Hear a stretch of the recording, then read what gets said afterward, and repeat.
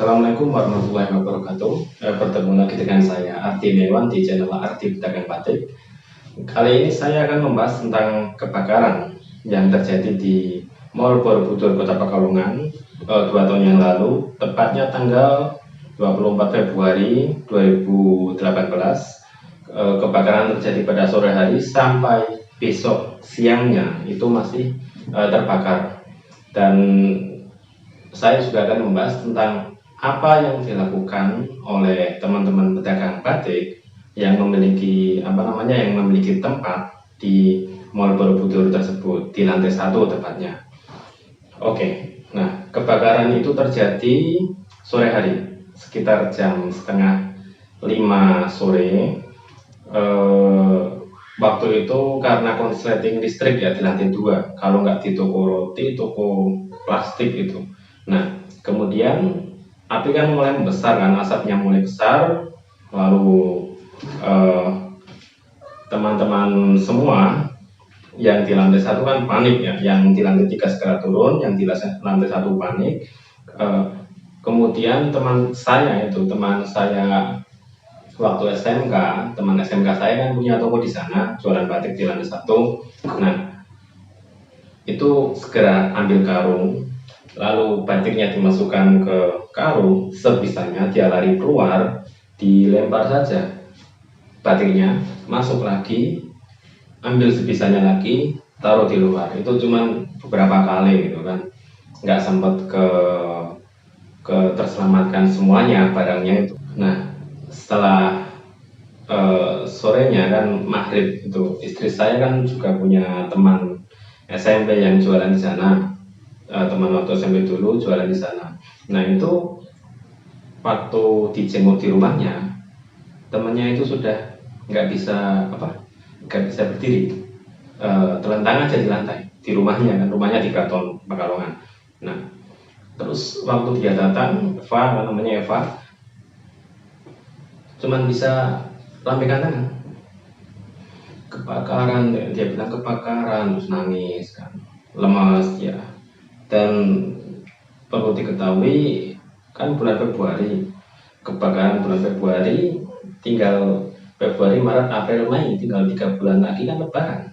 Nah biasanya pada bulan Februari, Maret itu sedang rame-ramenya para pedagang untuk mempersiapkan stok untuk lebaran. Nah jadi nyetoknya itu banyak-banyak, apalagi pedagang batik ya, yang satu baju itu bisa 50, 30, 9 atau yang lengan panjang bisa 70 gitu kan, atau yang gamis bisa 100 harganya. Jadi kebayang berapa kerugiannya.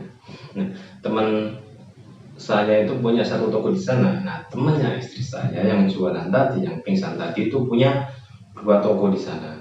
Bayangkan, 2 toko, satu toko itu biaya sewa ya sekitar 8 sampai 15 juta dulu. Nah, itu kebakaran semua. Apalagi yang persiapan lebaran kan ya. Satu toko 3x3 di lantai 1 itu biasanya full batik semua. Jadi ibarat kata kalau kita datang di sana dijadikan kasur itu udah bisa batiknya, stoknya ada fotonya dulu. Nah, kemudian dia nggak sempet menyelamatkan barangnya. Banyak yang nggak sempet itu banyak. Jadi rata-rata pedagang batik itu tutup jam 4 sore. Kalau jam 4 sore dia udah pulang. Jadi sedikit sekali yang bisa barangnya yang diselamatkan, itu sedikit sekali pedagang yang ada di sana. Begitu. Salah satunya teman saya kan, dia itu pulangnya bukan jam 4 tapi mau pulang jam 5 karena nunggu customer kan ya. Kebetulan waktu itu dia pulang sore, belum ditutup tokonya. Yang lain kebanyakan nggak terselamatkan, kasihan kan, udah nabung banyak-banyak gitu. Ruginya itu sampai puluhan juta, sedikit-sedikitnya itu puluhan juta. Bahkan ada yang saya dengar itu nyetok barang itu hampir 1 miliar. Jadi dia punya beberapa toko di sana dan di rumahnya. Nah, yang di sana kebakaran semua itu hampir 1 miliar kebakaran. Rugi. Udah nggak bisa nggak bisa menyalahkan siapapun kan, itu namanya kecelakaan. Karena kecelakaan kan udah terlanjur, udah hilang semua barangnya, nggak ada yang bertanggung jawab di sana.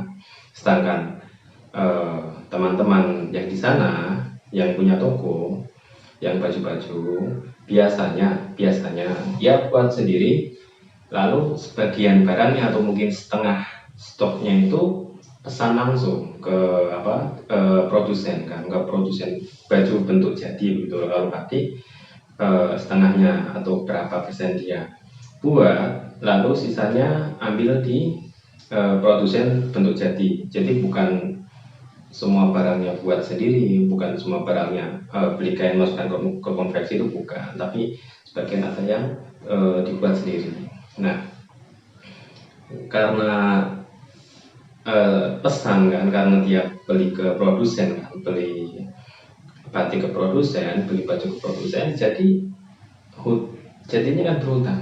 Nah, kebanyakan kalau beli batik itu nggak cash, tidak cash, tapi hutang gitu, atau di DP berapa lalu diambil berapa, kemudian distokin berapa gitu.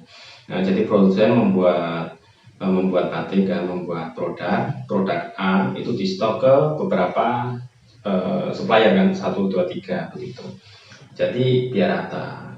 Nah, karena barangnya kebakaran otomatis hutang. Nah, kasihan kan. Bahkan yang punya hutang, saya yakin bukan cuma rata-rata pedagang di sana, stok barangnya itu ada yang hutang. Yang saya bicarakan di sini yang pedagang batik ya, yang pedagang batik. Kalau yang lain saya kurang tahu. Nah, jadi setelah kebakaran, pemerintah Pekalongan kan berinisiatif membuat tempat untuk pedagang lagi sekitar 100 meter ke arah utaranya, yaitu di Pati Unus. Itu dibuat pasar sementara. Cuman sampai sekarang sudah 2 tahun ya, sudah 2 tahun. Nah, belum tahu itu mallnya mau dibuat lagi atau tidak, saya kurang tahu. Nah, teman-teman itu ada yang pindah ke sana, ada yang pindah ke Stono, Grosir Stono, ada yang jualan di rumah, banyak malah yang jualan di rumah masing-masing itu, para supplier batik. Nah, setelah kebakaran terjadi, jadi teman-teman itu bangkit secara perlahan. Nah, cara bangkitnya, yang pertama mereka melobi ke produsen batik tadi. Jadi kan sudah langganan beberapa tahun ya, sudah langganan beberapa tahun, makanya ada rasa saling percaya. Nah, jadi utang yang tadi dicicil, kan produsennya cukup memaklumi kan, ini kebakaran kan bukan kebakaran yang disengaja, ini kebakaran kebakaran karena kecelakaan kan. Jadi barangnya habis semua, sudah rugi berpuluhan juta, kalau mau ditagih nggak bisa, jadi harus dicicil. Alhamdulillah teman-teman itu bisa melobi ke produsen tadi, dan alhamdulillah produsennya itu berhati besar. Jadi tidak masalah, dicicil lagi tidak masalah, dan kepercayaannya tidak hilang. Masih di stocking barang sampai sekarang. Cara yang kedua yaitu menentukan tempat berjualan yang baru. Jadi ada yang di rumah, ada yang untuk mengurangi budget kan, ada yang menyewa tempat lain di Grosir Stono, di Pati Unus, atau di tempat lain gitu, di toko-toko. Kemudian yang ketiga, mereka saling membantu. Jadi caranya begini, supplier 1, 2, 3 itu urunan. Mungkin ini udah dari dulu ya, jadi udah dari dulu dilakukan. Setelah kebakaran yang saya dengar dari teman saya itu lebih erat lagi hubungannya. Mereka urunan, kan kain harganya mahal. Waktu itu kan sebelum lebaran 2018. Jadi urunan beli kain entah itu kain batik atau kain untuk membuat baju koko batik tentunya. Nah itu urunan. Setelah urunan barangnya kan jadi berapa puluh kodi gitu, misal 1000 piece atau berapa, itu nanti dibagi-bagi 1, 2, 3, 4 supplier kan, jadi indah. Nah itu bukan cuma satu barang tapi beberapa barang kan ya, nanti dijual dengan harga yang sama, biar rata, biar adil. Atau mungkin ada satu supplier nanti ada yang saya ingin jual lebih mahal, Rp5.000 lebih mahal. Nah jadi misalnya ada dibagi ke 4 supplier, yang satu nanti atau 2 lebih mahal Rp5.000 ya, otomatis yang 2 ini kan habis duluan. Kalau habis duluan kan bilang ini barangnya ada di mana, itu ada di supplier sana, oh iya begitu, jadi pasti habis. Cuman kalau yang harga lebih mahal habisnya belakangan begitu. Yang keempat yaitu berjualan sendiri, langsung ke customer. Kalau dulu kan teman-teman ini kebanyakan supplier ini menunggu reseller kan, dijual ke reseller. Nah kalau setelah kebakaran itu banyak sekali supplier yang langsung menjual ke customer, jadi tidak lewat reseller lagi, langsung dijual ke customer. Tentunya dijual dengan harga pasaran yang lebih mahal kan, agar si reseller ini tidak berharga. Jadi para reseller masih bisa mengambil untung yang banyak begitu. Nah kemudian setelah beberapa bulan mereka mengumpulkan barang stok sedikit demi sedikit. Alhamdulillah selang 2 tahun sekarang banyak sekali supplier yang baru yang ada di Pekalongan. Kalau teman-teman ingin beli batik ya bisa ke Grosir Stono atau ke PBC Pekalongan atau ke sekitarnya, itu banyak sekali reseller-reseller. Sedangkan Borobudurnya sampai sekarang masih utuh, kebakaran seperti dulu, belum ada perbaikan, dan cuman tempat-tempat di sekitarnya dari dulu sudah untuk jualan lagi. Jadi Mall Borobudurnya ini salah satu tempat yang vital ya di Pekalongan. Alhamdulillah sekarang sudah sudah banyak yang berjualan lagi gitu, sudah enak. Cuman ini karena virus corona, jadi pastinya sepi. Lapak-lapak yang di sekitarnya itu banyak yang mengeluhkan sepi gitu.